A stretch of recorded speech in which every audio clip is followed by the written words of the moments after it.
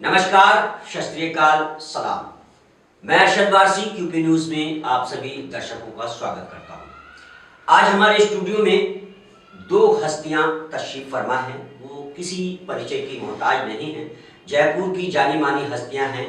एक हस्ती है अब्दुल सलाम जौहर, कन्वीनर हैं मुस्लिम प्रोग्रेसिव फेडरेशन MPF के, और दूसरी मेरे बाईं तरफ जो तशरीफ फरमा हस्ती है उसका नाम है सैयद अनवर शाह, और वो को कन्वीनर हैं मुस्लिम प्रोग्रेसिव फेडरेशन MPF के। आज हमने इन हस्तियों को अपने स्टूडियो में क्यों बुलाया? हमारा खास मकसद है कि अभी 10 तारीख को मुस्लिम वक्फ संपत्ति को लेकर के जो कानून पारित किया जा रहा है सरकार, केंद्र सरकार की तरफ से, उसकी मुखालफत कुछ समाजसेवी, मुस्लिम समाज और तमाम ऐसी पार्टियां हैं जो उसकी मुखालफत कर रही हैं। आखिर मुखालफत क्यों कर रही हैं? आज हमने इसी पर चर्चा करने के लिए इन दो महान हस्तियों को यहाँ बुलाया है जो हमारे यहाँ तशरीफ फरमा हैं। आइए हम सबसे पहले अब्दुल सलाम जौहर साहब से बात करते हैं और पूछते हैं कि ये जो वक्फ संपत्ति के मामले में कानून लाया जा रहा है वो क्या है? Thank you. सबसे पहले शुक्रिया आपने बुलाया। देखिए, सेंट्रल गवर्नमेंट वक्फ अमेंडमेंट बिल 2024 लेकर आई जी। जब उसका एतराज़ हुआ तमाम अपोजिशन की तरफ से और तरफ से, तो फिर उसको JPC joint parliament working committee को उन्होंने बिल को रेफर कर दिया। अच्छा, अब उस सिलसिले से जो है वो काफ़ी मीटिंग्स JPC की भी हुई हैं जी, और उसमें पूरे हिंदुस्तान से लोगों के मशवरे भी वहाँ जा रहे हैं, लोग डेलीगेशन बना के उनसे मिल भी रहे हैं, और उसमें अलग अलग तंजीमें भी अपना रिप्रेजेंटेशन दे रही हैं, वक्फ बोर्ड भी दे रहे हैं जी, और बड़ी जो हिंदुस्तान की मुस्लिम तंजीमें हैं जी, वो लोग भी अपना रिप्रेजेंटेशन दे रही है। इसमें all India Muslim personal board है, जमात जी हाँ, जमात इस्लामी या दूसरे, और हमारा जो फेडरेशन है मुस्लिम प्रोग्रेसिव फेडरेशन, उन्होंने भी एक डेलीगेशन मेमोरेंडम वहाँ भेजा जी। अब उसमें एतराज़ क्या है जी? देखिए, कोई भी कानून या कोई भी जो बिल होता है जी, वो इम्प्रूवमेंट और सुधार के लिए आता है, बिल्कुल अच्छाई के लिए आता है, उसकी हिफाजत के लिए जी, और उसके हित में आता है जी।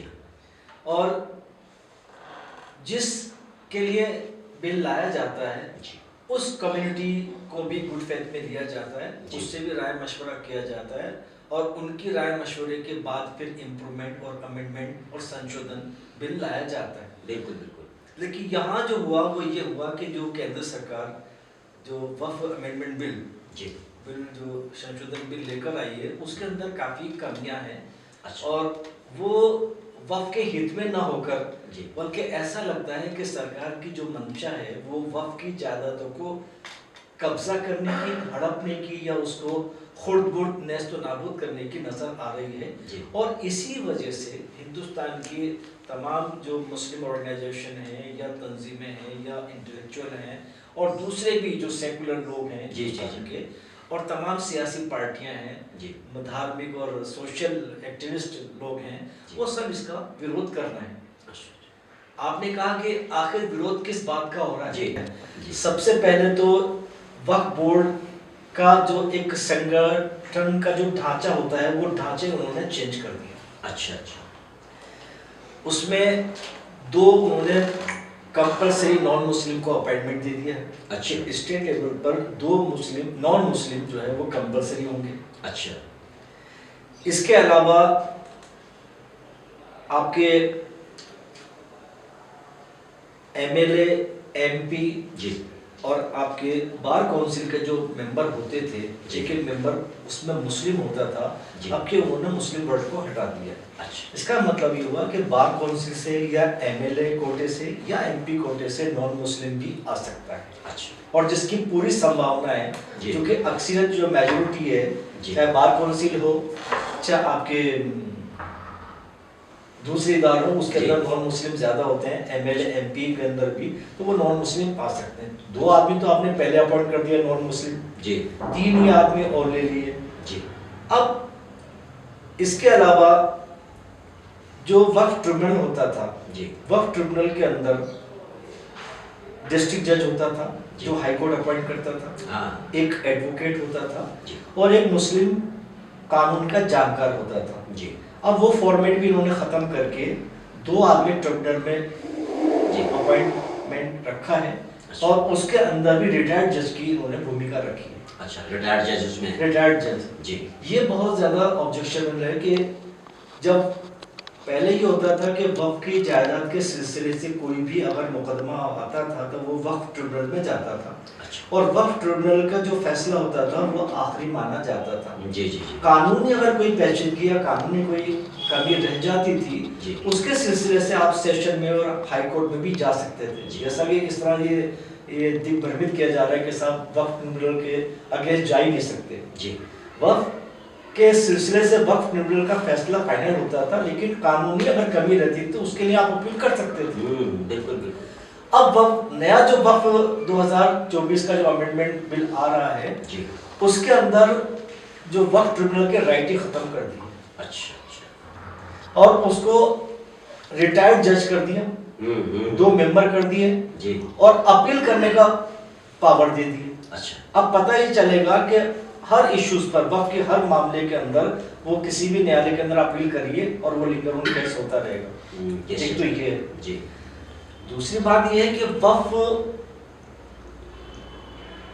जो पहले करते थे उसके अंदर वक्फ कोई भी कर सकता था। हाँ हाँ नए वक्त में इन्होंने बिल में ये अमेंडमेंट किया है कि वक्फ वही कर सकता है जी जो 5 साल से मुस्लिम प्रैक्टिशनर हो, जी मुस्लिम हो, मतलब आसान शब्दों में जो 5 साल से लगातार मुस्लिम है जी। वही वक्फ की प्रॉपर्टी वक्फ कर जी। सकता है। जी जी जी अब आप ये देखिए, वक्फ बोर्ड के नुमाइंदा बनाना चाहते हैं, वक्फ बोर्ड के अंदर गठन करना चाहते हैं और दूसरी तरफ अगर कोई नॉन मुस्लिम भाई जी अगर वक्फ करना चाहता है जी। वो नहीं कर सकता। अच्छा जबकि ये सिस्टम रहा है बरसों से, आज भी उससे पहले से भी, राजा रजवाड़ों के टाइम से भी, आजादी से पहले से भी के नॉन मुस्लिम भी वक्फ कर देता था। जी बिल्कुल बिल्कुल। अच्छा, अब वक्फ प्रॉपर्टी होती क्या है? जी वक्फ प्रॉपर्टी एक धार्मिक श्रद्धा के हिसाब से जिसके पास ज्यादा प्रॉपर्टी होती है जी। या पुण्य के लिए या सवाब की नजर से, सवाब जारिया की नजर से जी। वो अपनी कुछ जमीन जो उसके बाद एक्स्ट्रा है या हाँ। पैसा या मकान वो डोनेट करते जो भी जायदाद में उसका जो भी हो, और वो जो डोनेट करता है उसका जो मकसद होता है वो ये होता है कि आम पब्लिक को उसका बेनिफिट मिलता है। जी अब वो किस किस यूज में आती है? जैसे मस्जिद बनाना है, ईदगाह बनाना है, हाँ कब्रिस्तान बनाना है, जी। धर्मशाला बनाना है, हम्म। स्कूल बनाना है, दरगाह है, जी खानकाहें, इन चीजों के अंदर वो उस चीज का इस्तेमाल होता है। रोड बनाने हैं, जी। कुआं बनाना है, जी ठीक है ना, इस चीजों के अंदर वो वक्फ काम आता है। और वक्फ की प्रॉपर्टी अल्लाह की प्रॉपर्टी होती है। एक बार आदमी वक्फ करने के बाद में फिर कोई भी उसका मालिक नहीं होता जी, है। उसको कोई खुर्द कर नहीं फिर सकता। वो अल्लाह उसका मालिक हो जाता है जी। और कोई भी आदमी उसको बेच नहीं सकता, जी। कोई आदमी उसको खरीद नहीं सकता। जी तो अब इस तरह की जो बातें सामने आ रही है तो अब उन्होंने ये अमेंडमेंट कर दिया। जी दूसरा ये कि एक अमेंडमेंट उन्होंने ये कहा है, पहले क्या होता था वक्फ की जो प्रॉपर्टी डिक्लेयर करने के लिए वक्फ का एक कमीशन अपॉइंट होता था जो सरकार की तरफ से अपॉइंटमेंट होता था और वो बाकायदा सर्वे करता था। सर्वे की रिपोर्ट होती जी। थी और सर्वे रिपोर्ट आने के बाद में फिर वो रिपोर्ट वक्फ बोर्ड को जाती थी, सरकार को जाती थी। जी। सरकार फिर उसका गजट नोटिफिकेशन जारी करता था, तब वो वक्फ बोर्ड के अंदर दफा 26 में एंद्राज होती थी, एंट्री होती थी। ऐसा नहीं है जो ये गलतफहमी फैलाई जा रही है कि सब कोई भी प्रॉपर्टी वक्फ हो जाएगी। अच्छा वक्फ ज्यादातर वही होती हैं जिनका वक्फ का वो आदमी मालिक होता है जी और उसमें वक्फ ज्यादातर जो होते हैं 99% मुस्लिम ही वक्फ करता है और मुसलमानों के लिए ही वक्फ करता है। जी जी जी तो एक तो ये कंसेप्ट कर रहे हैं। दूसरा ये है कि अब ये इसमें वक्फ की जायदादों का जो राइट्स है जी। वक्फ की जायदाद है या नहीं है, जी। उसका राइट्स जो है वो ट्रिब्यूनल से हटाकर ये जिला मजिस्ट्रेट को, कलेक्टर को, एसडीएम को वो पावर दिए जा रहे हैं। अच्छा। गोया के वक्फ के सिलसिले से अगर किसी को कोई भी एतराज होगा वो एसडीएम के पास, कलेक्टर के पास जाएगा, और कलेक्टर जी अगर ये कह देता है कि ये वक्फ की प्रॉपर्टी नहीं है तो वो वक्फ की प्रॉपर्टी खत्म, हाँ। फिर वो प्रॉपर्टी जो है वो सरकार की हो जाएगी। अच्छा प्रॉपर्टी को वक्फ कर देता है। जी एक वक्फ बाई यूजर होता है, जी मतलब वक्फ उपयोग में करने से या इस्तेमाल करने से भी वो वक्फ की प्रॉपर्टी मानी जाती है। जी मसलन कहीं पर 10 साल से 20 साल से 50 साल से 100 साल से नमाज हो रही है मस्जिद में, जी तो वक्फ बाई यूजर, जी उपयोग में इस्तेमाल करने के एतबार से भी वो चीज वक्फ हो गई।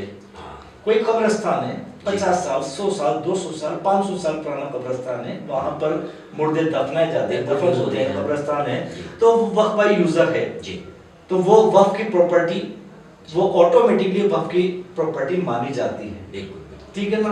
अब नए कानून में इन्होंने क्या किया है कि 6 महीने के अंदर अंदर जितनी भी प्रॉपर्टीज हैं हिंदुस्तान में अच्छा। वक्फ की, कलेक्टर के यहाँ पर आपको डॉक्यूमेंट पेश करके, अच्छा उसके डॉक्यूमेंट पेश करने पड़ेंगे अच्छा और उसका इंदराज रजिस्टर कराना होगा।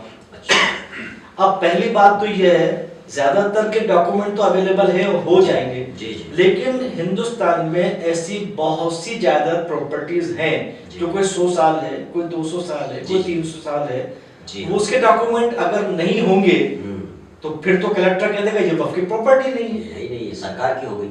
जैसे अभी दिल्ली की जामा मस्जिद है या अभी सुनहरी मस्जिद का ये मामला है, दिल्ली की ईदगाह का मामला भी आया, जी। और हर स्टेट के अंदर, हर गांव कस्बे के अंदर ईदगाह होती है, बड़ी बड़ी मस्जिदें होती है, कब्रिस्तान होते हैं, दरगाहें होते हैं, बिल्कुल तो वो तो अगर उनके डॉक्यूमेंट कहाँ से आएंगे? सही क्योंकि ये तो अभी आजादी के बाद से ये रजिस्ट्रेशन का सिस्टम शुरू हुआ है। जी। पहले तो राजे रजवाड़े भी दे देते थे, हाँ। लोग भी दे देते थे, जी। ठीक है ना, उसका कोई डॉक्यूमेंटेशन रजिस्टर कराना जरूरी होता नहीं था। सही। और 500 साल 200 साल 100 साल पुराने डॉक्यूमेंट कहाँ से अवेलेबल होंगे? सही तो इसका मतलब ये है कि अगर वो डॉक्यूमेंट नहीं हुए तो वक्फ की प्रॉपर्टी नहीं। तो इसका मतलब वक्फ एक्ट जो ये बना रहे हैं अमेंडमेंट बिल, वक्फ की सुरक्षा के लिए उसके हित में नहीं बना रहे हैं, जी बल्कि सरकार की नियत ये है कि उसकी वक्फ के प्रॉपर्टी को किस तरह से खुर्द किया जाए, किस तरह से कब्जा उस पर जमाया जाए। हम्म, इसलिए जो मुस्लिम ऑर्गेनाइजेशन को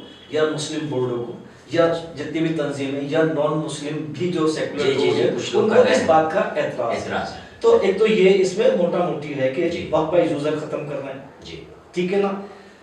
हिंदुस्तान में एक ट्रिब्यूनल की बात करते हैं कि साहब ट्रिब्यूनल को बहुत ज्यादा राइट है और जी। वक्फ बोर्ड में ही ट्रिब्यूनल है, ऐसा नहीं है। जी ट्रिब्यूनल तो हिंदुस्तान में काफी संस्थाएं बने हुए हैं, हाँ। जैसे इनकम टैक्स के अंदर अपीलेट ट्रिब्यूनल बना हुआ है, जी, जी। ठीक है ना, बादी रेलवे में बना हुआ है, बिल्कुल आपके झारखंड जो है जी उसके अंदर वहाँ के जो हिंदू एंडोमेंट जी उसका ट्रिब्यूनल बना रखा है। जी तो ट्रिब्यूनल होता है, जी ऐसा नहीं कोई नई चीज है, हम्म, और धर्म में भी है और जगह भी है। बिल्कुल दूसरा ये कि आप ये देखिए कि यहाँ पर आप नॉन मुस्लिम को लाना चाहते हैं, जहाँ पर सारी प्रॉपर्टी देने वाले मुस्लिम, इस्तेमाल करने वाले मुस्लिम, मैनेजमेंट करने वाले मुस्लिम हैं, जी वहाँ आप नॉन मुस्लिम लाकर नॉन मुस्लिम की मेजोरिटी वर्चस्व कायम करके और ये इनडायरेक्ट के अंदर उन प्रॉपर्टी को खुर्द करके अपने कब्जे में लेना चाहते हैं, जी ठीक है ना। एक तो ये सबसे बड़ा एतराज है कि भी वो आप उसको कब्जे में लेना चाहते हैं। जी अब एक अफवाह ये फैलाई जा रही है या लोगों में गलतफहमी ये पैदा, वक्फ की जायदाद वो बहुत बड़ी तादाद में है। जी कहा जाता है कि सब डिफेंस के बाद में या रेलवे के बाद में हाँ, तीसरे नंबर सब तीसरे नंबर ये भ्रांति है, गलत है, जी जी जानबूझकर गलतफहमी पैदा की जा रही है। मैं आपको एक छोटी सी बात बताऊं, जी आंध्र प्रदेश या तमिलनाडु, जी वह जो हिंदू एंडोमेंट है उसके पास करीबन 9,40,000 एकड़ जमीन है। 9,40,000 एकड़ जमीन है। यस, तमिलनाडु के पास करीबन ये समझ लीजिए 8,78,000 एकड़ जमीन है और आंध्र प्रदेश में वो करीबन जो है वो 4 लाख कुछ एकड़ जमीन है। अच्छा। दोनों का जो रकबा है जी सिर्फ 2 स्टेट की मैं बता रहा हूँ, जी। हिंदू जो एंडोमेंट है जी उनके पास जो जायदाद है 9,40,000 एकड़ जमीन है। अब पूरे हिंदुस्तान का अंदाजा लगा लो, करोड़ों में पहुंच जाएगा। करोड़ों में पहुंच जाएगा, सही बात। हाँ। तो फिर आप इसको बदनाम क्यों कर रहे हैं? हम्म, और ये तो वो प्रॉपर्टी है जो वक्फ की है, जी वक्फ की गई है। जी तो ये भी भ्रांति है जो सिर्फ लोगों को दिग्भ्रमित करके जो नहीं जानते उनको खिलाफत पैदा करने के लिए, क्योंकि ये हमें लगता है कि वक्फ जो बिल लेकर आए हैं उनमें उनका मकसद जो है सियासत करना है और मुस्लिम समुदाय को किसी भी तरह से परेशान करना, और अब वक्फ की जो जायदाद बची है जी उसको भी अपने कब्जे में लेना। जी। इसलिए ये भी एक बहुत बड़ा ऐतराज है कि भाई ये जो आप बात कर रहे हैं वो सब बात आप गलत कर रहे हैं। जी। इसी तरह से एक जी। ट्रिब्यूनल की बात जी। मैं और कह दूं, क्योंकि जब आपने कहा कि भाई वक्फ एक्ट में क्या जी है और किस बातों पे ऐतराज है, जी तो एक ऐतराज इस बात पे भी कि भाई हिंदुस्तान में और भी बोर्ड है, जी वो कहते हैं कि साहब वक्फ बोर्ड में हिंदू क्यों ना हो। जी तो मैं ये कहना चाहता हूँ कि क्या हिंदुस्तान में जो और बोर्ड है, श्राइन बोर्ड है, हाँ सिखों का बोर्ड है, हाँ। बौद्धों का बोर्ड है, हाँ। क्रिश्चियंस का बोर्ड है, जैन बोर्ड भी है। जैन बोर्ड भी है। जी। जब उनके बोर्डों के अंदर सारे उन्हीं के ही कास्ट के, उन्हीं के धर्म के लोग हैं, और कई जगह पे तो ये लिखित में है कि इसके अंदर नॉन मुस्लिम ही रहेगा बोर्ड मेंबर, मुस्लिम कोई मेंबर नहीं बनेगा। जी। और वक्फ बोर्ड के अंदर आप जो है हिंदू को मेंबर बनाना चाहते हैं, क्या मंशा है आपकी? सही। लिहाजा इस तरह की ये तमाम चीजें हैं जिसकी वजह से ये ऐतराज हो रहा है, जी। और किसी भी तरह से ये बिल जो है मंजूर नहीं है, क्योंकि ये सुधार के लिए, सुरक्षा के लिए नहीं लाया जा रहा है, ये वक्फ की प्रॉपर्टी को हजम करने के लिए और वक्फ बोर्ड को खत्म करने के लिए लाया जा रहा है। अनवर साहब, तो किस तरह से इसको किया जाएगा और कहाँ से इसमें लोग आएंगे? पहले आप मुझे ये बताएं, फिर मैं उसके बाद में आपसे कुछ सवाल करूँगा। देखिए, क्या अकाइद का मसला है जी चूँकि ज़िंदगी और मौत का मसला है। जी ज़िंदगी में मसाजिद हैं नमाज की इबादत के लिए, जी और मरने के बाद कब्रिस्तान है। बिल्कुल बिल्कुल। तो ये दोनों चीज़ें, यानी जीने और मरने की दोनों ही जो चीज़ें हैं वो ख़तरे में हैं। जी बिल्कुल। मसाजिद भी हैं, मकातिब भी हैं, खानकाहें भी हैं। तो इसका एहतजाज पूरे हिंदुस्तान में हो रहा है। जी। और इसी सिलसिले की कड़ी में 10 तारीख को, 10 नवंबर को मुस्लिम मुसाफिर खाने के पास में 5:30 बजे मुस्लिम तंजीमों की जानिब से ये एहतजाजी प्रोग्राम मुनक्किद किया जा रहा है। अच्छा सैयद साहब, इस बिल में कितने संशोधन किए गए हैं? असल में कम से कम बात तो असल JCP के है, जिसमें मुखालिफिन भी हैं, इसमें अपोजिशन पार्टी के, और तकरीबन इसमें 140 के आसपास जो है जी वो संशोधन की बात है।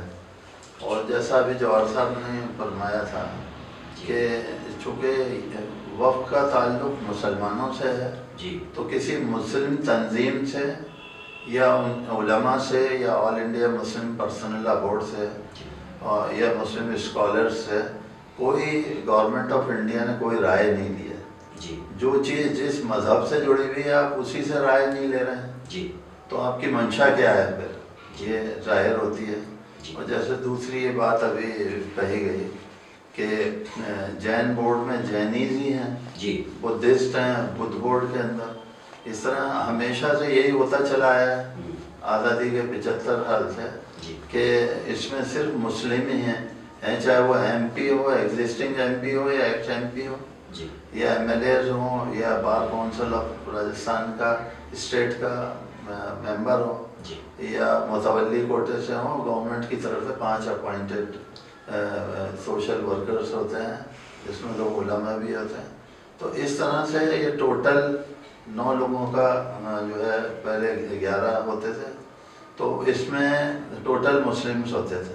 जी अब गैर मुस्लिमों को लाने की मंशा क्या है? सब जी जी जी अभी सर ने भी कहा कि गलत है। जी इसी पे एहतजाज है जी ये। और दूसरा, आप जिसे अमेंडमेंट कर रहे हैं, जिससे मुताल्लिक है उससे तो आप राय नहीं ले रहे हैं, जी जी फिर और उनके हित की बात कर रहे हैं आप। जी जी तो हित जो है और उनसे आप पूछ भी नहीं रहे हैं, जी। मशवरा भी नहीं रहे हैं, बड़े ताज्जुब की बात है। वैसे सैयद साहब 2013 में वक्फ को कुछ शक्तियां दी गई थी जी और तभी से ये विवादग्रस्त हो गया, जी। विवाद इसमें तभी से खड़ा हुआ। तो वो क्या शक्तियां दी गई थी जिसकी वजह से 2013 से ही ये विवाद में आया है वक्फ बोर्ड? तो क्या आपको इस बात का इल्म है कि 2013 में जो शक्तियां इसको वक्फ बोर्ड को दी गई थी वो क्या शक्तियां थी जिसकी वजह से ये? असल चीज़ तो ये थी कि उसको रिनोवेट किया गया था। अच्छा। और उसका पुनरावलोकन करके, जैसे जुडिशरी में 2 हैं, एस्टेट ऑफिसर है, संपदा अधिकारी, जी जी जी डिस्ट्रिक्ट जज का, जी। उसको एम्पावर्ड किया गया था और उसके जो डिसीजन को अनचैलेंज था कि उसको चैलेंज नहीं किया जा सकता था। और अब ये शक्तियां जो हैं वो कलेक्टर को, एडीएम को, एसडीएम को दी जा रही हैं। जी जी उस समय ये दी गई तो ये बिल्कुल सेफ था जी कि कोई चैलेंज नहीं कर सकता था। और ये बाय नेचर या बाय यूज जो जी। वह प्रॉपर्टी है उसको कोई भी इसका मोड ऑफ यूज या मोड ऑफ अथॉरिटी इसको बदल नहीं सकता था। जी जी अब ये नए इसमें है कि कुछ भी किया जा सकता है, जी। यानी मनमानी और मनमर्जी वाली बातें हैं जो अब अमेंडमेंट में लाई जा रही है। अच्छा, बीजेपी ये कहती है कि इससे पहले भी तो कई बार कानून, वक्फ के कानून में बदलाव हो चुके हैं। जाहिर सी बात है, लेकिन वो वक्त के हितों में होते थे जी। अभी तो वक्त को बर्बाद करने का आपका प्लान है। जी जी जी आपकी मंशा क्या है? वक्त के अंदर अमेंडमेंट करके गैर मुस्लिमों को मेंबर बनाना, आपकी मंशा क्या है? क्या वो उनकी मुसलमानों की या मुस्लिम प्रॉपर्टीज के हित की बात करेंगे? जी जी जैसा अभी पिछले 10-11 सालों से चल रहा है, जी तो जाहिर सी बात है कि ये खुर्द करना जी और इसको तबाह और बर्बाद करना, जी। बल्कि मकतब और मदरसों को और मस्जिदों को जो है, जैसा अभी जवाहर साहब ने फरमाया, हज़रत ख्वाजा साहब रहमतुल्लाह अलैह की दरगाह शरीफ जो है वो 800 साल पुरानी है। जी जी जी जी तो 800-900 साल 900 साल हजार- पुरानी, हजार- 96-97 साल हो गए उसको। यानी हिंदुस्तान में तो मजहब इस्लाम जो था साउथ इंडिया में वो 1400 साल पहले ही आता, 14 साल जी। पहले की मस्जिद है। हाँ। उस जमाने, हम तो अपने बचपन की बात कर रहे हैं, जी 50 साल पहले जमीनों की कोई वैल्यू ही नहीं हुआ करती हाँ, थी। बिल्कुल। इंसानों की कदर होती थी, बिल्कुल। जमीनों की कोई कदर नहीं होती सही। थी। तो उस जमाने के अंदर बुला के लोग मुस्लिम गैर मुस्लिम एक दूसरे को बसाया करते थे। बिल्कुल बिल्कुल। कोई डॉक्यूमेंटेशन नहीं होता था, कोई चीज नहीं होती थी ऑथेंटिक। जी। आप 1000-1400 साल, 1200 साल पहले, 500 साल पहले के डॉक्यूमेंट्स कहाँ से लाएंगे? ये दफा 26 के अंदर और जो है ये सिलसिला गजट नोटिफिकेशन 1965 के अंदर स्टेट के अंदर हुआ है, जी सिटी सर्वे हुआ है, जी। उसके बाद से ये सारी चीजें वजूद में आई। हाँ बिल्कुल बिल्कुल। तो आप पहले के लाएंगे तो उसका डॉक्यूमेंट कहाँ से लाएंगे लेकर के? सही। और जाहिर सी बात है, जब आपके पास डॉक्यूमेंट नहीं होगा तो ये अधिग्रहण हो जाएगा, अधिग्रहण हो जाएगी, बिल्कुल सही बात है। और फिर ये इंतशार और खलफशार होगा। जी बिल्कुल। और ये यानी सरकार इसकी जरिए से गृह युद्ध का माहौल पैदा करना चाहती है। जी जी जी। सीधी सी बात है। हाँ जब आप हमारी मस्जिदें ले लेंगे, जी। हमारे कब्रिस्तान ले लेंगे, हमारी दरगाहें ले लेंगे, हमारे यतीम खाने ले लेंगे, जी हमारी जो संपत्तियां हैं, जी तो फिर आखिर जिंदा लोग कहाँ जाएंगे और मरेंगे तो मुर्दा लोग कहाँ जाएंगे? आपकी मंशा क्या है आखिर? सही बात है।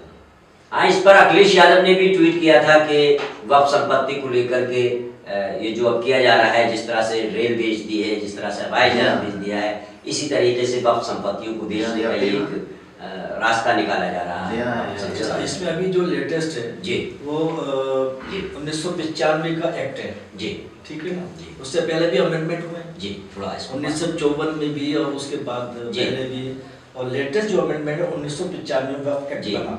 जी जी। उस वक्फ एक्ट के अंदर कोई कमियां खराबियां नहीं है, अच्छा ठीक है ना जी कमी इस बात की है कि जो मैनेजमेंट किया जा रहा है जी। उस मैनेजमेंट को किस तरह से बेहतर किया जाए, जी वक्फ की सुरक्षा, वक्फ की जो जायदाद है उसको कैसे सुरक्षित रखा जाए, जी। उसका कैसे बेटरमेंट, किस तरह से बेटर मैनेजमेंट किया जी। जाए, उसकी इनकम किस तरह से बढ़ाई जाए, जी इसके लिए अगर जी। सरकार अच्छे कदम उठाती या जी। उठाए जी। तो उसको तो वेलकम करते हैं, जी लेकिन आप प्रॉपर्टी को ही खत्म करना चाहते हैं, प्रॉपर्टी को ही कब्जा लेना चाहते हैं, ये बहुत बड़ा ऐतराज है। जी जी और जो 1995 का जो वक्फ एक्ट है उसके अंदर ट्रिब्यूनल था, उसके अंदर सिटी सर्वे होता था, सर्वे के बाद में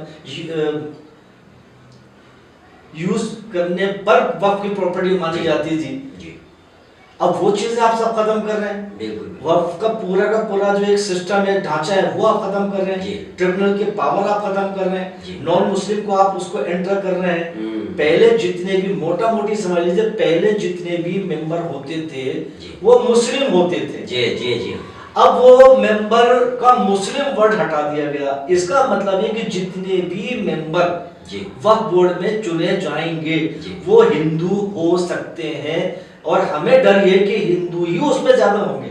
जी जी जी ये एक बहुत बड़ी प्रॉब्लम है। जी। और जो राइट्स था वक्फ बोर्ड का वो खत्म हो गया, ट्रिब्यूनल का राइट खत्म हो गया, जी वक्फ बाय यूजर खत्म हो गया। जी तो ये मतलब सबसे बड़ी जो प्रॉब्लम है वो ये है। जी। अभी एक सवाल आपने किया कि जयपुर में जो 10 तारीख को जी एक प्रोग्राम होने जा रहा है। जी जी जी। देखिए पूरे हिंदुस्तान में इसके बारे में विरोध प्रदर्शन हो रहे हैं जी। कॉन्फ्रेंसेस हो रहे हैं, जी धरने प्रदर्शन हो रहे जी। हैं, बड़ी बड़ी रैलियां भी हो रही हैं। जी जी वो हिंदुस्तान के बड़े से बड़े ऑर्गेनाइजेशन जी और छोटे ऑर्गेनाइजेशन सब मिलकर उस काम को कर रहे हैं। जी। इसी तरह जयपुर में भी मुख्तलिफ तंजीमें, ऑर्गेनाइजेशन, सोसाइटीज, बुद्धिजीवी लोग, इंटेलेक्चुअल लोग, जी। सभी धर्मों के लोग जी वो मिलकर हम्म। एक प्रोग्राम रखा है जी। कि भाई ये जो वक्फ अमेंडमेंट बिल 2024 जो सरकार ला रही है जी। वो हमें मंजूर नहीं है। उसमें जो ये तरमीम जो कर रहे हैं, ये जो संशोधन कर रहे संशोधन कर हैं, रहे ये हैं। संशोधन हमें मंजूर नहीं है, क्योंकि इससे वक्फ की जायदाद खत्म हो जाएगी। बिल्कुल इसलिए ये प्रोग्राम रखा जा रहा है। तमाम जयपुर के लोग हम्म। इसमें जो है वो तंजीमें शामिल हैं, मदरसे के जो टीचर्स हैं, उस्ताद हैं, वो शामिल हैं, मस्जिदों के इमाम शामिल हैं, मस्जिदों की इंतजामिया कमेटी शामिल है, अच्छा अलग अलग तंजीमें वो शामिल हैं, कुछ नॉन मुस्लिम सिविल सोसाइटी के लोग हैं वो शामिल हैं। तो ये जो है वो एक तहफ़्फ़ुज़ कमेटी है जी जो उसमें सब लोग शामिल हैं। अच्छा और मेरा तो आपके इस चैनल के मार्फत मुस्लिम समाज के जी। कौम के लोग हैं जी। और जो हमारे दूसरे जो भाई हैं उनसे ये गुजारिश है जी। कि ये जो प्रोग्राम है जी ये प्रोग्राम मुद्दों का प्रोग्राम है। एक जी। मुद्दा है जी। जो वक्फ का है। जी इसमें आप ये ना देखें कि कौन कौन सी तंजीमें इसको कर रही जी। हैं। हो सकता है कि काफी तंजीमें हैं, काफी लोग हैं, जी। उसमें कुछ तंजीम को आप पसंद करें ना करें, जी किसी आदमी को, एक को, दो को आप पसंद करें ना करें, जी जी लेकिन यहाँ किसी आदमी को पसंद ना पसंद करना या किसी तंजीम को पसंद करना नहीं करने का सवाल नहीं है। जी इन तमाम बातों को पशे पुश पीछे जी। डालकर जी, जी, जी। हमें ये देखना है कि ये वक्फ का मामला है और जी। वक्फ का मामला सबसे जुड़ा हुआ है। जी उसमें तमाम, चाहे सुन्नी हो, चाहे शिया हो, चाहे देवबंदी हो, जी। चाहे बरेलवी हो, चाहे सूफीज़्म,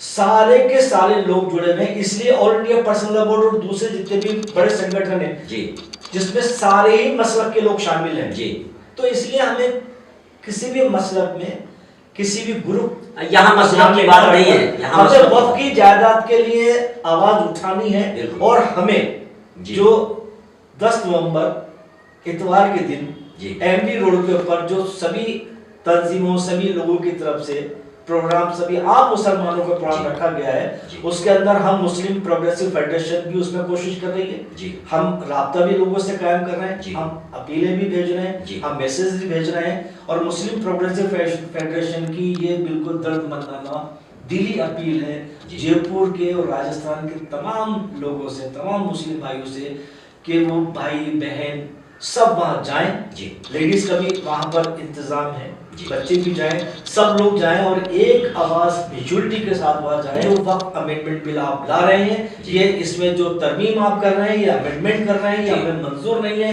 हम इनको मंजूर नहीं करते। मुस्लिम समाज के जी। कौम के लोग हैं जी। और जो हमारे दूसरे जो भाई हैं उनसे ये गुजारिश है जी। कि ये जो प्रोग्राम है, जी ये प्रोग्राम मुद्दों का प्रोग्राम है। जी। एक मुद्दा है जी। जो वक्फ का है। जी इसमें आप ये ना देखें कि कौन कौन सी तंजीमें इसको कर रही जी। हैं। हो सकता है कि काफी तंजीमें हैं, काफी लोग हैं, जी। उसमें कुछ तंजीम को आप पसंद करें ना करें, जी किसी आदमी को, एक को, दो को आप पसंद करें ना करें, जी जी लेकिन यहाँ किसी आदमी को पसंद ना पसंद करना या किसी तंजीम को पसंद करना नहीं करने का सवाल नहीं है। जी इन तमाम बातों को पशे पुश पीछे जी। डालकर जी जी हमें ये देखना है कि ये वफ का मामला है और वफ का मामला सबसे जुड़ा हुआ है। जी उसमें तमाम, चाहे सुन्नी हो, चाहे शिया हो, चाहे देवबंदी हो, जी। चाहे बरेलवी हो, चाहे सूफीज़्म, सारे के सारे लोग जुड़े हुए हैं। इसलिए all India personal law board और दूसरे जितने भी बड़े संगठन हैं जी जिसमें सारे ही मसलक के लोग शामिल हैं, जी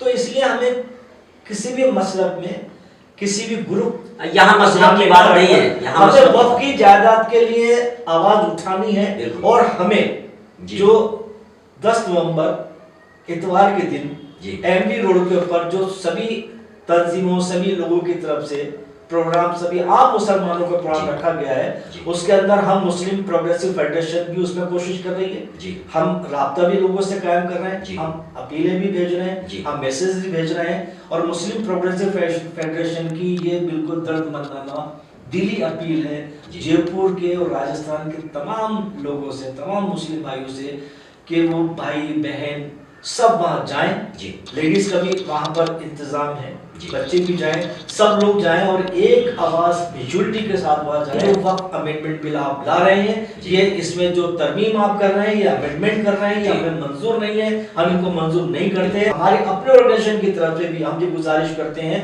कि जेपीसी ही इसको रिजेक्ट कर दे जी ताकि ये पार्लियामेंट के अंदर पास ना हो जी। और जो सरकारें, जो पार्टियां मौजूदा केंद्र सरकार को मदद कर रही हैं, जी वो भी वक्फ हित में सपोर्ट ना दें जी। और अगर इसमें जरूरत पड़े तो इसके खिलाफ वोट दें। बिल्कुल यही हमारी सबसे अपील है, जी यही हमारी गुजारिश है जी। कि 10 तारीख को प्रोग्राम में जाएं और जहां जहां भी वक्फ अमेंडमेंट बिल के खिलाफ कोई भी प्रोग्राम होता है जी। उसमें लोग बढ़ चढ़ के हिस्सा लें और तन मन धन से सहयोग करें। बिल्कुल बिल्कुल।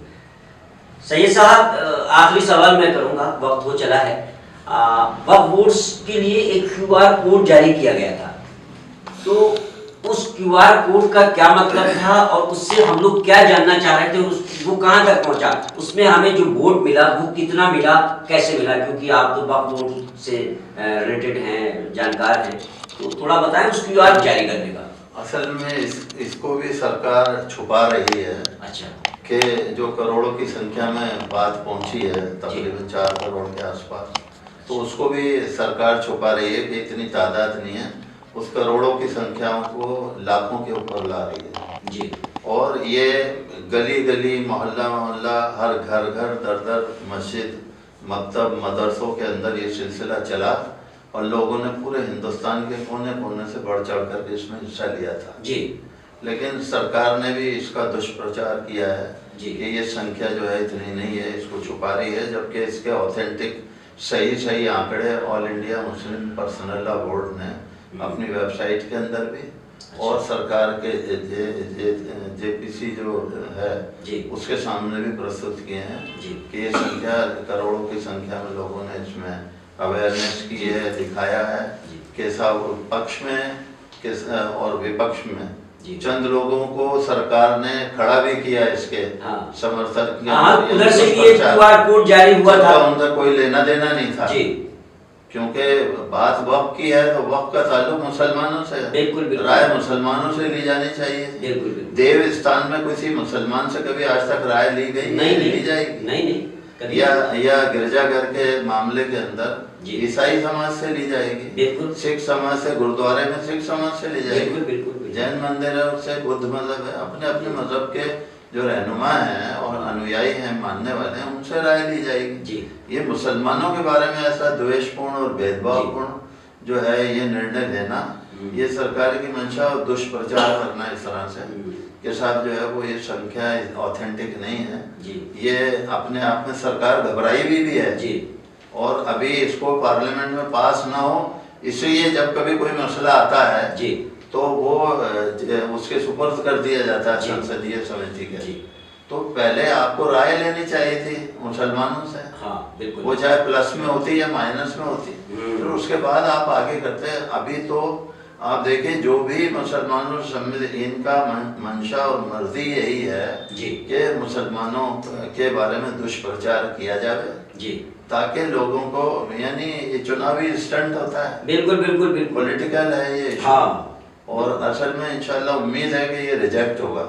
जी जी जी जी जी। अच्छा, ये भी सूत्रों से पता लगा था कि जो तब्दील हो रही है उसका विरोध ये लोग क्यों कर रहे हैं, और जो 10 तारीख को प्रोग्राम हो रहा है उसमें अपील भी की है कि ज़्यादा को मानते हैं, समाजवाद हैं, सर्कुलर हैं, वो भी कर रहे हैं।